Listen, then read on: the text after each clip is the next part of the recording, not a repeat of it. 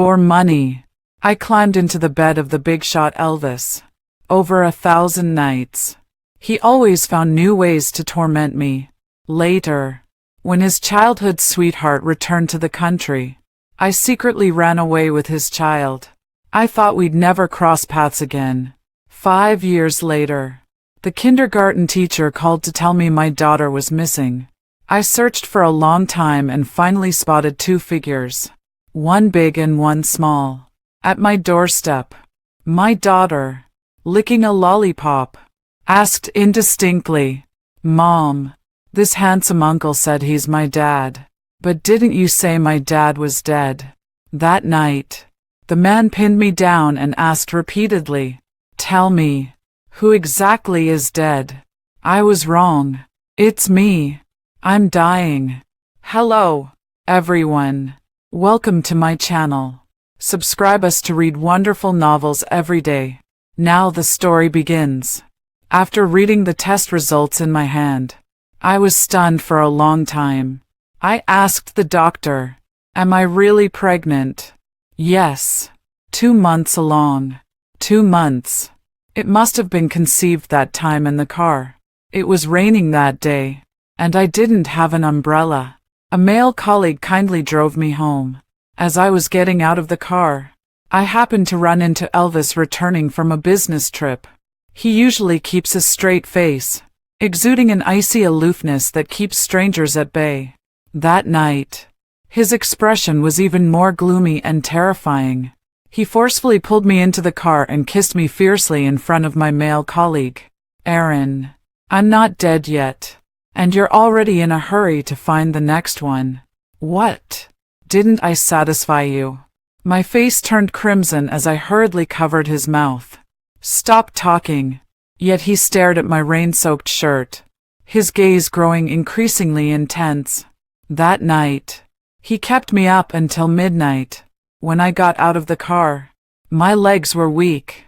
In the end, he carried me upstairs. For the past 3 years, I've always known my place. Mrs. Dwight's position could never be mine. I never even dared to dream of it. Yet, despite all my caution, I still fell into the trap unwittingly.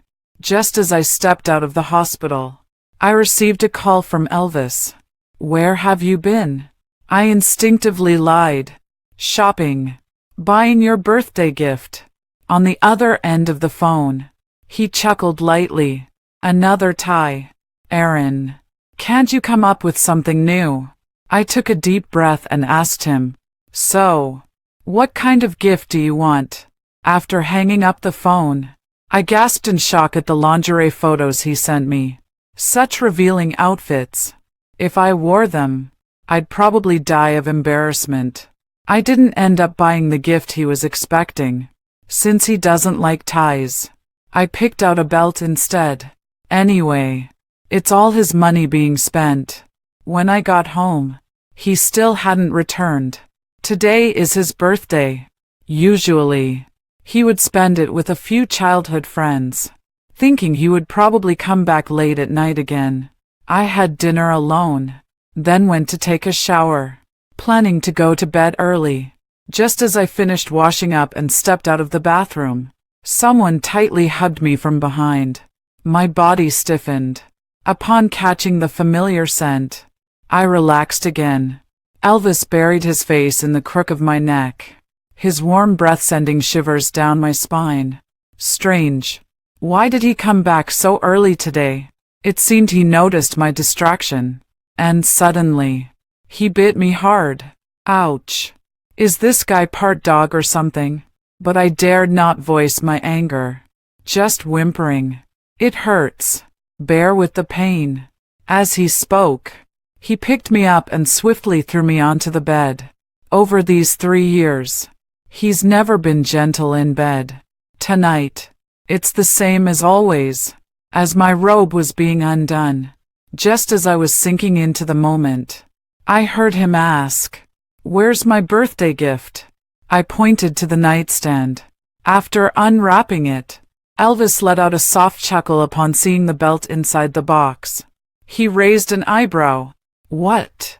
trying to tie me down with this. I looked at his cold, stern face and instinctively shook my head. How would I dare? What status do I have? Just a secret lover who can't see the light. Good that you know. As the words fell, Elvis picked up the belt and swiftly tied my hands together. The rough leather made me somewhat uncomfortable. More shameful is my current appearance. Elvis, don't. Before I could finish speaking, his kiss had already silenced me. He's always like this. In the business world, he is swift and decisive, feared by all. In bed, he is domineering and overbearing, always making me cry. That night, my voice was nearly hoarse from screaming. When he got up after it was over, I noticed his entire back was red from my scratches. After coming out of the shower, Elvis pulled me into his arms and quickly fell asleep. But I stayed awake all night. I first met Elvis 3 years ago. He donated 2 teaching buildings to our school. On the day of the completion, he was invited to attend the ribbon-cutting ceremony. I was a part-time hostess that day. Because I was distracted, I accidentally spilled champagne on him. The school leaders looked somewhat displeased and told me to quickly apologize to Elvis. After stepping off the stage, I learned from my senior just what kind of formidable figure I had managed to offend.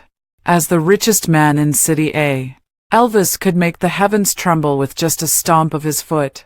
After the event, I caught up with his car at the school gate. He sat in the car, wearing sunglasses, his expression unreadable. I carefully explained my purpose. Elvis, I'm really sorry for staining your clothes.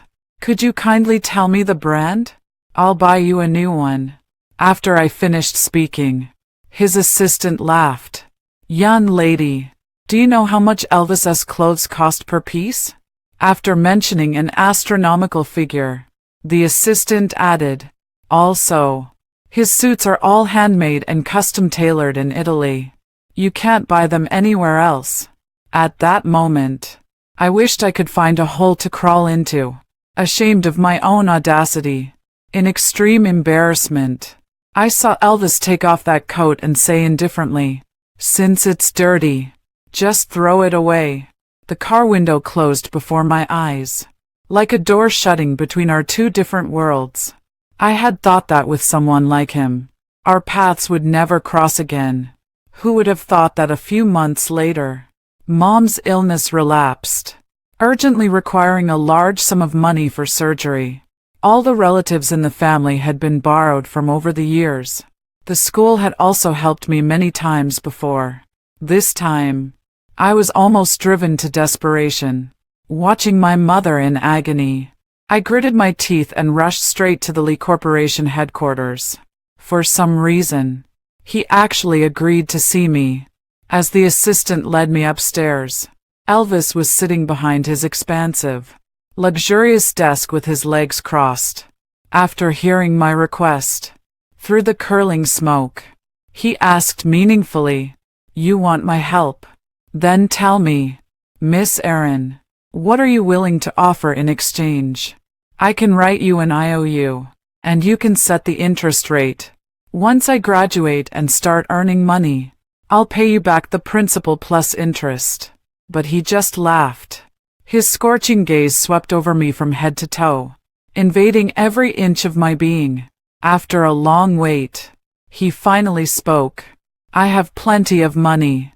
As for what I want, Miss Erin, you're a smart woman. Why don't you take a guess?" With that, I was kicked out. Before I left, his assistant handed me an address. "Be there at 8 p.m. sharp," Elvis said, "and he won't wait if you're late." At 22, I had nothing but a clean body. That night, I climbed into his bed wearing a white lace nightgown. The nightgown was torn to shreds by him, and along with it, my pitiful dignity. This kind of life went on for 3 years. We agreed that I would accompany him for 5 years. During these 5 years, I had to be available at any time and couldn't refuse any of his requests. Once the time was up, he would set me free. But my mother didn't last that long. In my second year with Elvis, Mom still passed away. Fortunately, she never knew that the daughter she had always been most proud of had long sold her body for money. It wasn't until 4 or 5 in the morning that I finally fell asleep. I had many dreams. Sometimes dreaming of Mom, other times dreaming of Elvis. In the dream, he took me to the hospital with a cold expression, forcing me to abort the child in my womb. "Aaron, you should know your place," he said so. When I woke up, it was already noon. I thought Elvis wasn't home, but as soon as I reached the balcony door, I heard him on the phone.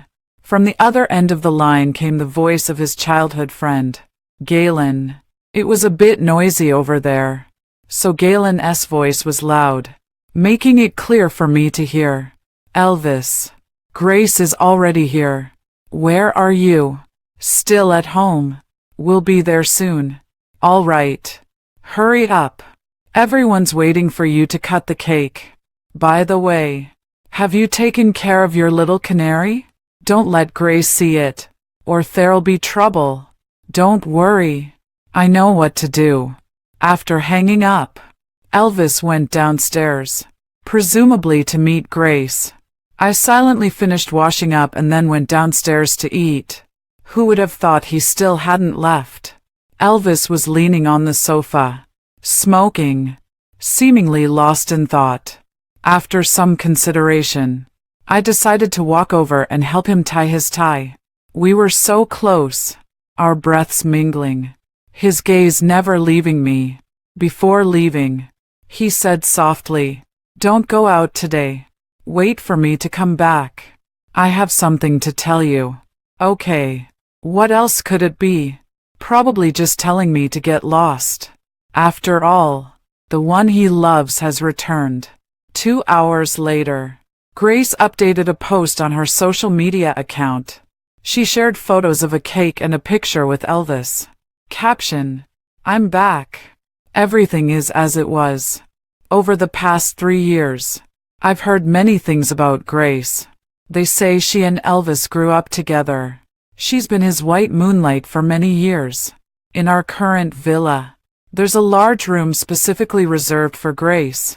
And back then, the reason Elvis donated to our school was also because it was Grace's alma mater. In the photo, both of them have striking features and radiant smiles. I have to admit, they do make a perfect match. Whether it's their family backgrounds or appearances, they resemble a prince and princess straight out of a fairy tale. As for me, I'm merely Grace's replacement after she went abroad, existing only to fulfill Elvis's physical needs. That night, I waited on the living room sofa until dawn. Elvis never came back. The next day, news of him checking in and out of a hotel with Grace trended on social media. As I watched, I suddenly felt nauseous and rushed to the bathroom to retch. After washing my face, I looked at my pale reflection in the mirror. Suddenly, I made up my mind. I should leave. Otherwise, I would become a shameful third party, and my child would never be able to hold their head high for the rest of their life. Over the past 3 years, I've thought about leaving countless times, but I never expected this day to come so suddenly. I packed my things quickly, apart from my documents and some personal essentials. I didn't take anything else. Over the past 3 years, Elvis has been very generous to me, and I've saved up a lot of money. This money is enough to support me and my child for the rest of our lives. I told Aunt Wine that I wanted to visit my mother and asked her not to prepare dinner for me tonight. The driver offered to take me, but I declined. The taxi sped swiftly down the road, first passing by the Lee Corporation headquarters, then driving past my alma mater.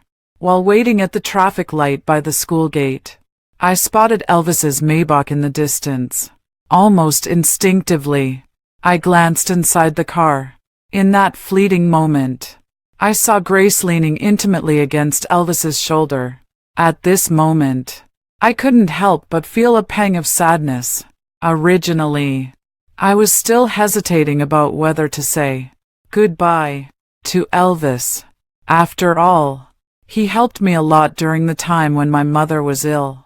But at this moment, I suddenly felt it was unnecessary. Grace has returned, so I'll leave voluntarily. It's better for me, and for Elvis too. Just before takeoff, I suddenly received a call from Elvis. For the past 3 years, I've answered every one of his calls immediately.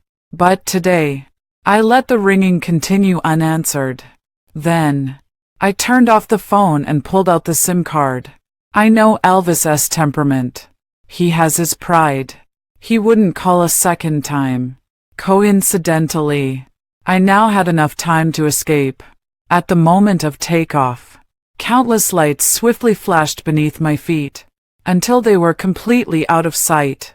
Goodbye, City A. Goodbye, Elvis. A few months later, I gave birth to a baby girl. I named her Jessie. May she live a peaceful and smooth life. Reaching 100 years of age, Jessie has been sensible since childhood. During my postpartum confinement, I developed mastitis and had to wean her early. She was well behaved, neither crying nor fussing. At 2 years old, she had a high fever for several days in a row. When I cried secretly at midnight, she wiped away my tears and softly said, "Mommy, don't cry. Don't cry." Many times, I secretly felt grateful that I had chosen to keep her back then. It had been a long time since I felt this happy after Mom left. The days of raising a child, though busy, passed by in a flash. In the blink of an eye, Jessie is 3.5 years old. I've thought about it for a long time and finally decided to take her back to China. Western food is really hard to eat. Living abroad, I never felt a sense of belonging. Though I also worry. What if I encounter Elvis? What if he discovers Jessie's existence and tries to fight me for custody? But then again, he's probably already married to Grace by now, right? Perhaps they even have children. As for a passing stranger like me, he must have long forgotten. Besides, City A is so vast, and the places they frequent are areas I'd never set foot in. We're unlikely to cross paths. And so, with Jessie in tow, I returned to City A. After a long absence, I bought a second-hand apartment in a good school district. The landlord's original decoration was very cozy, making it ready to move in with just your luggage. I also rented a flower shop near the neighborhood. This way, I can take care of Jessie while also having my own things to do. It was the weekend, and I received a temporary order. The customer chose the most expensive bouquet in the shop and asked me to deliver it to their home as soon as possible. After waiting for a long time, no delivery person accepted the order.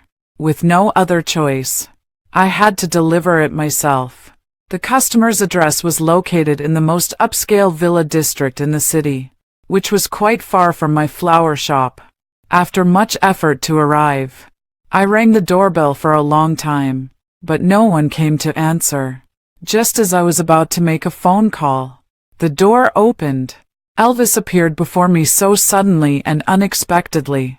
For years had passed, and he had grown a bit thinner, yet more mature and composed. "Who are you looking for?" He had his hands in his pockets, looking impatient. "Hello. These are the flowers you ordered." As I spoke, I quickly handed the gift box to him. Luckily, it's windy today, so I wore a mask. Compared to when we were together, when I put on makeup every day, today I'm completely barefaced. I suppose he wouldn't recognize me. Sure enough, he just glanced at me, took it without any expression, and then closed the door. I breathed a sigh of relief and turned to leave. Suddenly, he called out to stop me. "Wait a moment." I froze in place. Want to run, but afraid he might notice something unusual. Dare not turn around. lest I be recognized. Watching as I remain motionless. Behind me, he has already approached, step by step, like death approaching. It's over. I was just thinking about how to respond when suddenly, someone came out calling for him. Elvis, where are my flowers? At the door. What are you doing outside? Hurry up. It's time to cut the cake. After the girl finished speaking, I heard a child inside shouting loudly, "Daddy, come quickly. I want to eat cake." When they went inside, after a while, I quietly peeked through the backyard fence and saw the scene in the hall. They must have been holding a birthday party inside, with a lot of people. In the crowd, I saw Grace. Her makeup was exquisite as she held a piece of cake and handed it to Elvis. Beside her, a little boy about 2 or 3 years old followed. That boy's features closely resembled Elvis's. Sure enough, they got married and even had children. I smiled and turned to leave. After days of tension, I realized my worries were unnecessary. Elvis did not appear before me. The Lee family members were the same. That day, he probably didn't recognize me. Perhaps it's for the best. We were never from the same world to begin with. That day, the shop suddenly received a flood of orders. After sending Jesse off, I've been busy since early morning. By 4 or 5 in the afternoon, I still hadn't finished my tasks. With no other choice, I had to call the teacher.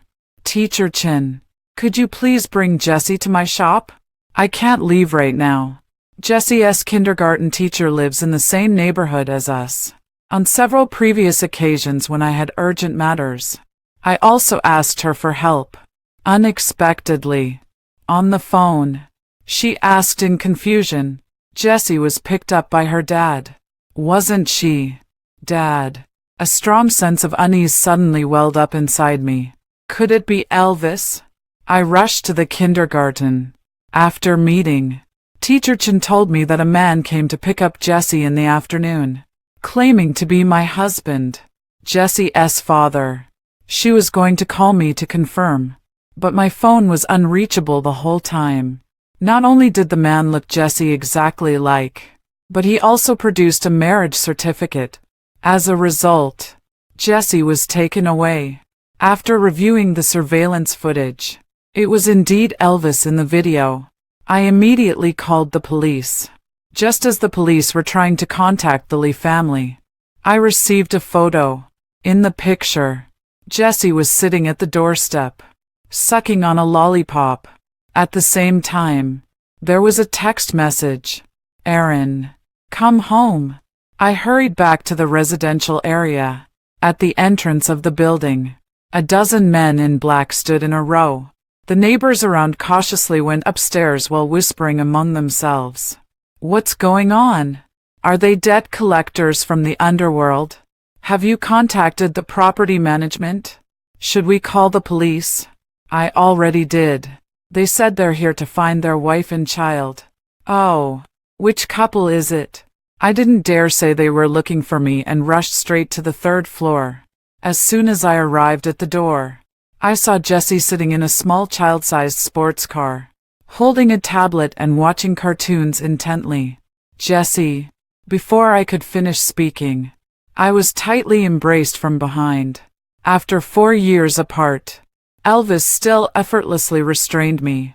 He wrapped one arm around my waist while the other pinned me between him and the wall.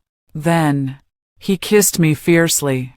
The kiss was full of aggression, carrying both anger and coldness, as if punishing me for leaving without a word all those years ago. I pushed him hard, but the harder I pushed, the more fiercely he kissed, until Jessie shouted loudly beside us, "Mom, what are you doing? Bad uncle. Let go of my mom right now." Jessie got out of the car, her tiny fists pounding hard on Elvis's calf. He released me, bent down, and picked up Jessie. When he looked at me again, his gaze was as deep and dark as ink. He sneered, finally decided to come back. My heart skipped a beat. Without paying him any attention, I hurried to hug Jesse. Elvis, please let go. He raised an eyebrow, his hands remaining firmly in place. What if I don't let go? Then I'll call the police. Coincidentally, I have the officer's contact information from today. Elvis chuckled softly, as if hearing a particularly amusing joke. Go ahead. Report it. What are you going to tell the police? A father visiting his own daughter isn't illegal, is it? He knows. My face turned pale, and I hurriedly retorted, You're lying. She's not your daughter. Oh, really? Should I show you the paternity test right now? It's over. He came prepared. Indeed, with his power and influence, Jesse's origins would be easily uncovered. In the midst of the standoff, Jesse, sucking on a lollipop, looked up at me with wide eyes and asked, Mommy, this handsome uncle says he's my daddy. But didn't you say my daddy is dead? Under Elvis's livid expression, I opened the door. I told Jesse to go play in the room first. After settling everything, I closed the door tightly. Then she turned to the man on the sofa and said, Elvis, let's talk. Elvis looked up at me. Though I was standing and he was sitting, he still carried an air of superiority. Just like in the past 3 years of our relationship, he was always on high, while I could only give and take as he pleased. But now it's different. He is no longer my sugar daddy, and I don't need to be polite to him anymore. So, I said bluntly, Jessie is my daughter, and I won't give her up to you. I know the Lee family is very wealthy and might hire the best legal team, but I'm not afraid. I'm the child's biological mother. I've raised her single-handedly from the day she was born, and I also have a job. I believe the judge will support me. I said it all in one breath, then looked at him calmly, waiting for his reaction. To my surprise, he laughed. Finished. You must have prepared these words long in advance, didn't you? That's right. Since that accidental encounter, I've rehearsed countless drafts in my heart.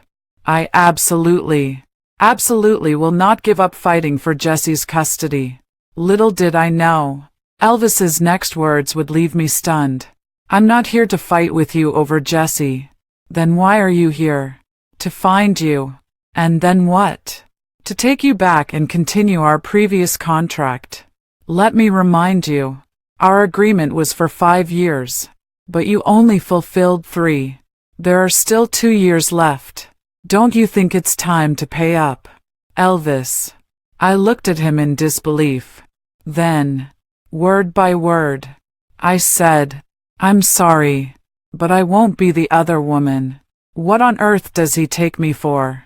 Back then, for my mother's sake, I had no choice but to submit to him. Countless times when I felt humiliated, I silently comforted myself. At least, he didn't have a girlfriend. At least, my existence wasn't hurting anyone. But now, what does this even mean? Mistress. Elvis frowned. What are you talking about? You're married, aren't you? Since you have a wife, why won't you let me go? At this, the confusion on his face deepened. Who said I got married? Aaron, have you lost your mind? I couldn't hold back anymore and completely let loose. Didn't you marry Grace? I know you've always liked her. The reason you were initially interested in me was because our profiles look somewhat similar. I saw everything at your place that day, including your son. He really does look like you. So, please don't make such shameless requests again. After I finished speaking, he stared at me for a long moment, then suddenly laughed. The next second, he grabbed me forcefully and pulled me straight into his arms. The domineering kiss descended upon me once more, leaving me with nowhere to escape. Furious, I kept hitting him, but it had no effect whatsoever. left with no choice. I bit down hard. The taste of blood spread in my mouth. Yet even so, he still refused to let go. Until I was panting and nearly out of breath, Elvis finally let me go. He wiped his lips and frowned, saying, "Aaron, are you a dog in the zodiac? You're the one who's a dog. Your whole family are dogs in the zodiac. Otherwise, how could you stick to me like a plaster? Impossible to shake off. You've got some nerve, daring to scold me." He chuckled lightly. After laughing, his expression suddenly turned serious. "I'm not married, and I don't have any children. The child you saw that day is my cousin's. Also, I don't like Grace. To be precise, I've never liked her." His words confused me. What did he mean? Don't like Grace? Could it be that you like me instead? How could that be? As I was thinking, he had already nodded. "Yes, I like you. I fell in love with you at first sight the day I attended your school's award ceremony. You wouldn't want me to fight you for Jesse's custody, would you? So, you have another choice. Marry me and become my Mrs. Dwight. I'll give you 3 days. After 3 days, I'll come for an answer." After Elvis left, I remained dazed on the sofa until Jessie opened the door and said she was hungry. Then I hurriedly cooked for her. It was already very late, so I simply made 2 bowls of wontons for both of us. While eating, Jessie asked me, "Mom, is Uncle Elvis really my dad?" I never thought I'd be asked this question when she was just 5 years old. After thinking for a while, I asked her, "Do you like Uncle Elvis?" "He's okay. Uncle Elvis is quite handsome, but a bit strict. I still prefer Uncle George." The Uncle George she mentioned was a middle school history teacher. Once before, the cat he raised got lost and was found by me. That's how we got to know each other. Since then, George has been a frequent visitor to my flower shop. He didn't say it outright, but I know he's pursuing me. I have a pretty good impression of him. Although I don't have strong feelings for him, I do have some affection. After all, a man who loves animals and grows flowers can't be that bad in character. But now, Elvis's marriage proposal has me agitated again. After thinking all night, the next day, as soon as I opened the door, Elvis was standing there again. "Why are you here? Didn't you say you'd give me 3 days? Afraid you'd run away?" With that, he unceremoniously tipped Jessie from my arms and reached for my hand. I quickly pulled away, keeping my distance from him. The kindergarten is only 2 kilometers from home. Usually, I either ride my electric scooter to drop off Jessie or we walk there together. After going downstairs and seeing me push the bike out, Elvis frowned. "You're sending my daughter off with this?" I was speechless. "Is that not okay? It's so cold. Don't catch a cold. Get in the car." Glancing at his flashy Lamborghini, I refused without a second thought. "No need. Your car is too crowded. There's no room." "Elvis, please go back." He sneered angrily. "Aaron, how come I never noticed before how sharp-tongued you are?" I mocked coldly. "Before you were the patron. But are you still now?" After I finished speaking, he grew even angrier. He had just grabbed my arm, trying to force me into the car, when someone stopped him the next second. "Aaron, need some help?" It was George. He was wearing a tracksuit, looking like he had just finished his morning run. "George. Good morning." "Morning." Nearby, Jessie also greeted him politely. "Uncle George." "Hello, Uncle George.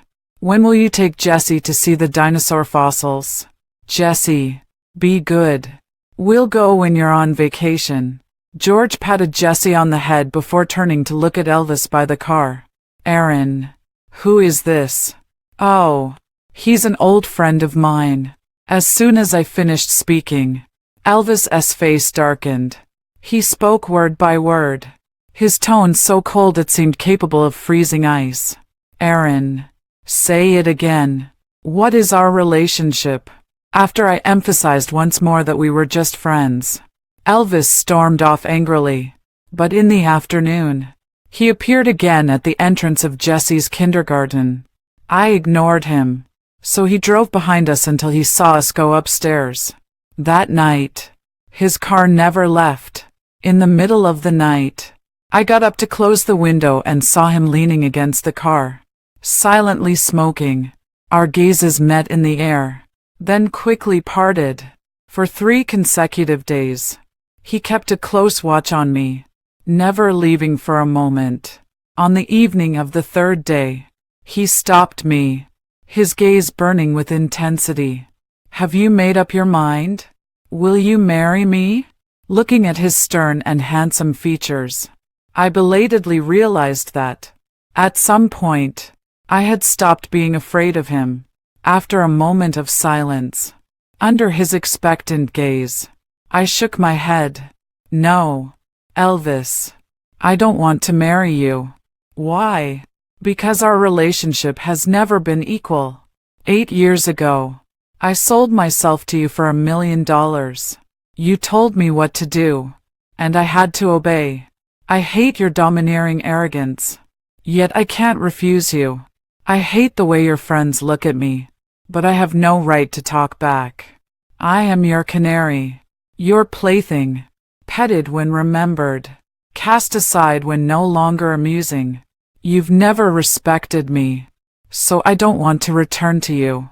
Every minute and every second I see you, I'm reminded of those painful times from the past. Elvis, I beg you, just let me go. Saying it all in one breath felt like a heavy stone had finally been lifted from my chest. I quietly waited for Elvis's retaliation. Perhaps he would be angry. Perhaps he would turn hostile. But I never expected that he would actually give a bitter laugh. Aaron, tell me, were those 3 years with me painful? Good. Good. Very good indeed. I must be fucking crazy to fall in love with a heartless bitch like you. Don't worry. The next time I show up in front of you, I'll be a damn dog. With those words, he stormed off. Jesse tugged at my hand. Mommy, did Daddy abandon us? Jesse, sweetie, Daddy and Mommy each have our own lives now, but our love for Jesse is exactly the same. Understand? I understand. Jessie nodded, then stretched out her chubby little hand to wipe my face. Mommy, don't cry. Strange. Was I crying? Clearly, it was just raining. Elvis has always been a man of his word. After that day, he truly never appeared again. Life gradually returned to its former tranquility. Jessie would occasionally ask about him, but would quickly be distracted by new toys. Occasionally, I still think about the past. If our beginning hadn't been so absurd, would the outcome be different now? The truth is, I did love him once. In youth, love and hate are always intertwined, making them hard to distinguish. I felt ashamed of climbing into his bed for money, yet couldn't help secretly developing feelings. Born into privilege, he was always the center of attention wherever he went. With strikingly handsome features, his occasional tenderness revealed eyes beneath long lashes that seemed to hold boundless affection. During those days, he not only spent lavishly on me but also showed me landscapes I'd never seen before. Countless times after Mom left, I would wake from sleep and he would hold me tightly through my insomnia. During those dark, unbearable nights, he was my only solace. So, I once harbored a secret hope. Occasionally, I'd wonder, could there be even a tiny bit of affection in his heart for me? But later, 3 years passed, as he never publicly acknowledged our relationship. And with Grace returning to the country, the faint flame of hope that once burned in my heart quietly extinguished without notice. Now, After 5 years. He actually says he likes me. Who would believe it? It's just that he, Elvis, has always been high and mighty. Never been abandoned before. So he's simply unwilling to accept it. The weather was getting colder. And that Friday, the sky was a dull yellow, with snow clearly on its way by evening. The entrance to the kindergarten was jammed with parents coming to pick up their children. I waited at the entrance, and when I saw Jessie come out, I hurried over. I had just taken her hand and was about to ask if she was cold when suddenly, screams erupted behind us. Instinctively, I turned around. A man had appeared out of nowhere. He was wielding a kitchen knife, wildly slashing at the crowd. Several children had already fallen in pools of blood. Parents cried and tried to rush forward, but were forced back by his knife. In the blink of an eye, he charged toward me and Jessie. In that instant, my mind went completely blank. I wanted to run, but my feet seemed rooted to the ground, completely unresponsive to my commands. As the blade was about to descend, I instinctively grabbed Jessie and tightly shut my eyes. The expected pain never came. The next second, I heard a familiar muffled groan. Opening my eyes, I saw the long-lost Elvis who had appeared out of nowhere. He hugged me and Jessie, smiling as he said, "Don't be afraid. It's okay, Elvis." You. Before I could finish speaking, he had already collapsed. I just realized his back was covered in blood. In that critical moment, he rushed behind me and took that knife for me. After a brief chaos, that madman was finally subdued by the crowd. Jessie was stunned. She let out a heart-wrenching cry. "Mom, is Dad going to die?" Before I knew it, tears were streaming down my face. The smell of blood filled the air, making me dizzy. I held Elvis tightly, begging him, "Elvis, wake up. Please don't scare me. I'm begging you." Outside the ICU, anxious family members crowded the doorway. The criminal has been apprehended, and what awaits him is the severe punishment of the law. But he only has one life. And today, 6 died and 5 were injured. 11 families are immersed in grief. They likely won't be able to celebrate the new year properly. I found a less crowded corner and finally managed to Jessie fall asleep. Just as I was about to check on Elvis, someone had already taken a seat on the nearby chair. It was Grace.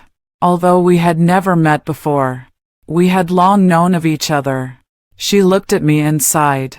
"It really is you. Only you could make him throw caution to the wind, even risk his life." I stared at her blankly. "What did you say? Did you know? Miss Erin, I've always envied you. Since I was little, I knew I was going to marry Elvis someday. So I kept chasing after him and wouldn't allow any other girls around him. But he never liked me. Not only that, he found me annoying. Later, my heart was completely broken, and in a fit of anger, I went abroad.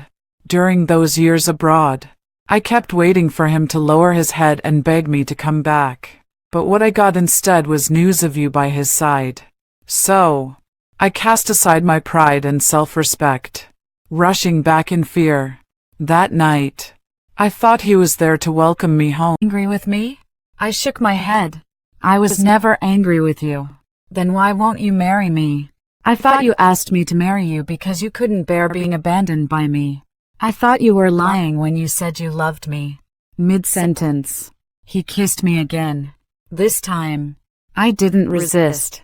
After a long while, he gently released me. Our foreheads touched, eyes locked. He asked me, "What did you think?" "Nothing. Elvis, I love you." Finally said it. Feels good. After hearing this, he was ecstatic and looked at me in disbelief. "Really? You're not just saying this because you're moved that I saved you, are you? Really?" As I spoke, I wrapped my arms around his neck and continued the kiss from earlier. I don't know how long Elvis's love will last. I don't know how many obstacles we'll face in the future. But at least for this moment, I want to give it a try. Life is short, so we should enjoy it while we can. Over the past 5 years, I've dreamed of Elvis countless times. Some say that if someone appears in your dream, you should go see them when you wake up. Now, the beautiful dream that belongs to me has finally come true. Elvis. Then, let's spend the rest of our lives together. Extra. Elvis' chapter. First encounter Erin. It was an ordinary day. She wore a gaudy cheongsam, yet her face was as fair and smooth as jade. That day, she accidentally spilled wine on me. After being scolded by the principal, her face flushed crimson, wanting to cry but holding back with effort. At that moment, I wondered, what would she really look like if she cried? But it was just a fleeting thought. Just a woman. What kind of woman couldn't I Elvis have? I had already forgotten about her. But who would have thought? Not long after, she actually came to beg me. Since the little white rabbit has come to me of her own accord, she can't escape now even if she wants to. Just as I thought. Erin looks beautiful when she cries. Of course. She's even more beautiful at other times. Every time I see her crying and begging for mercy, I feel a fire burning inside me, making my whole body restless. I signed an agreement with her, buying 5 years of her time. But just a few months later, greed began to stir within me. I wanted to tie her down. Forever. Not allowing her to go anywhere. What kind of family is the Lee family? My parents would never accept her. They care more about the family's interests than my feelings. So, I had no choice but to plan step by step. On one hand, I kept her hidden, preventing her from entering my circle. On the other hand, I gradually took control of the Lee family, bit by bit. That day was my birthday. After coming of age, every birthday of mine was spent with Galen and his crew. But that night, I couldn't wait to go home, to hold her in my arms. The next day, I originally planned to clarify things with Grace before starting to propose to Erin. But I never expected that Grace would attempt suicide. There was no other way. I had to stay and keep an eye on her at the hotel.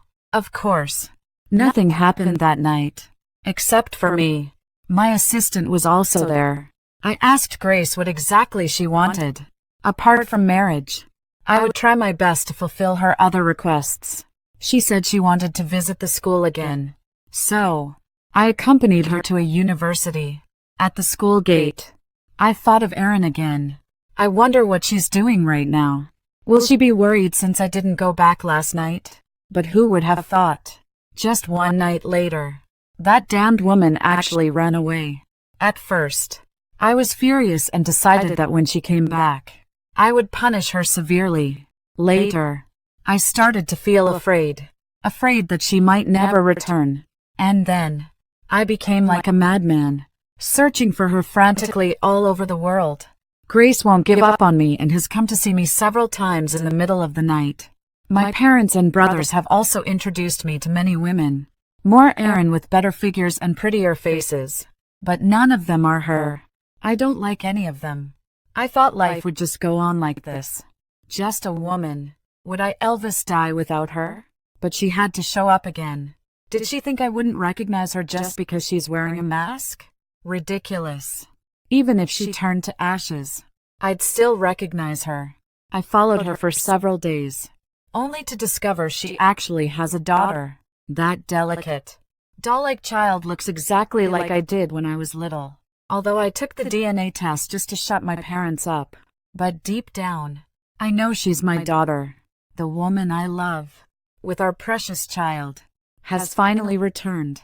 This time, I absolutely won't let her escape again. The end.